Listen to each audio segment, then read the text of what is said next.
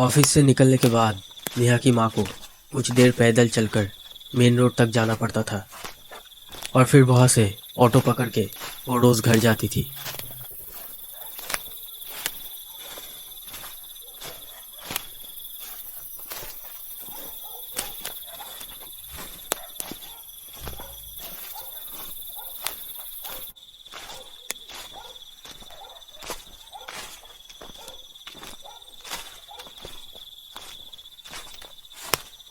जिस सड़क से होकर नेहा की माँ को मेन रोड तक पैदल चलकर जाना पड़ता था, शाम होते होते वो सड़क बहुत सुनसान हो जाती थी। उस रात नेहा की माँ ऑटो पकड़ने के लिए उसी सड़क से मेन रोड की तरफ जा रही थी। तभी अचानक बारिश शुरू हो गई। बारिश आ जाने पर नेहा की माँ बड़ी मुश्किल में पड़ जाती है, क्योंकि उसके पास कोई छाता नहीं था और उसे ऑटो पकड़ने के लिए थोड़ा और चलना होगा, और खाली ऑटो आसानी से मिलता भी नहीं है। तब तक तो वो पूरी तरह से भीग जाएगी। इसलिए नेहा की माँ इधर उधर देखने लगी कि कहीं कोई ऐसी जगह मिल जाए जहाँ वो खड़ी हो सके और बारिश से भीगने से बच सके।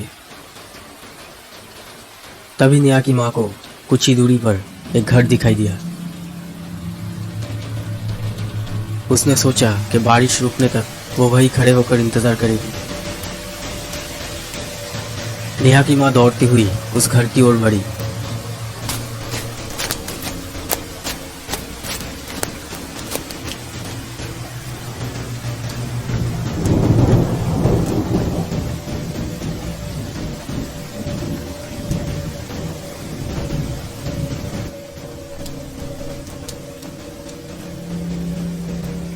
उस टूटे घर की छत के नीचे खड़े होकर नेहा की माँ उस घर के चारों ओर अच्छी तरह से देख रही थी।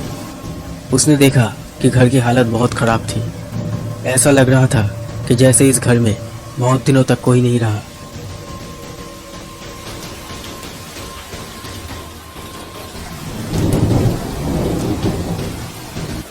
नेहा की माँ बेसब्री से बारिश के रुकने का इंतजार कर रही थी।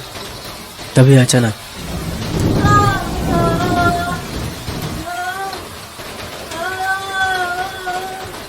घर के अंदर से एक महिला की आवाज आ रही थी। आवाज सुनने पर ऐसा लग रहा था कि कोई बहुत तकलीफ में है। नेहा की माँ को बहुत अजीब लगा ये सोचकर कि कोई इस टूटा फूटा घर में भी रहता है। घर के अंदर कोई लाइट भी नहीं जल रही थी।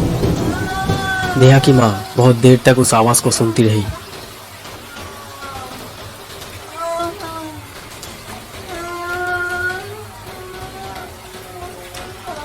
वो इस आवाज को और सहन नहीं कर पाई। नेहा की माँ ने सोचा कि शायद इस घर में कोई महिला अकेली है और उसे किसी की मदद की ज़रूरत है।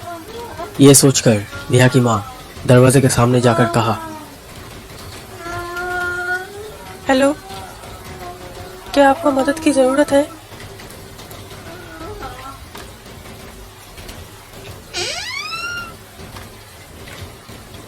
बारिश की वजह से मैं आपके घर के बाहर खड़ी थी। अगर आपको किसी प्रकार की मदद की ज़रूरत है तो मुझे बता सकते हैं आप।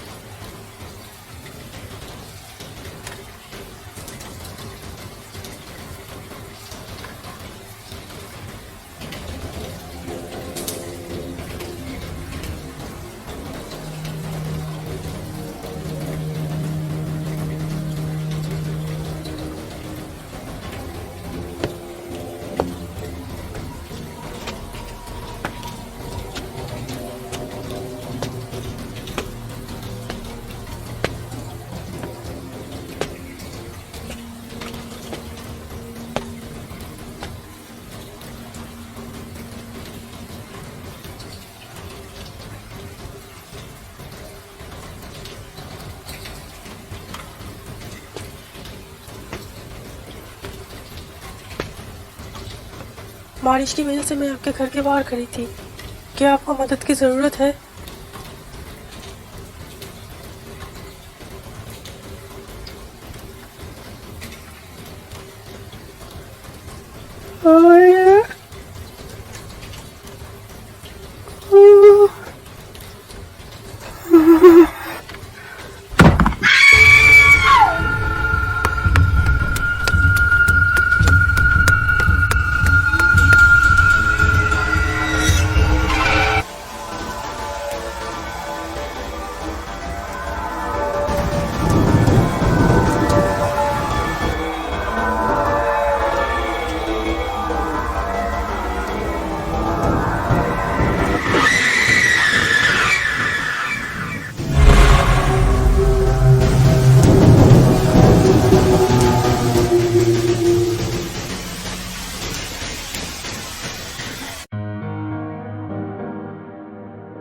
पूरी बात सुनने के बाद पुजारी जी अगले दिन उस घर में जाता है।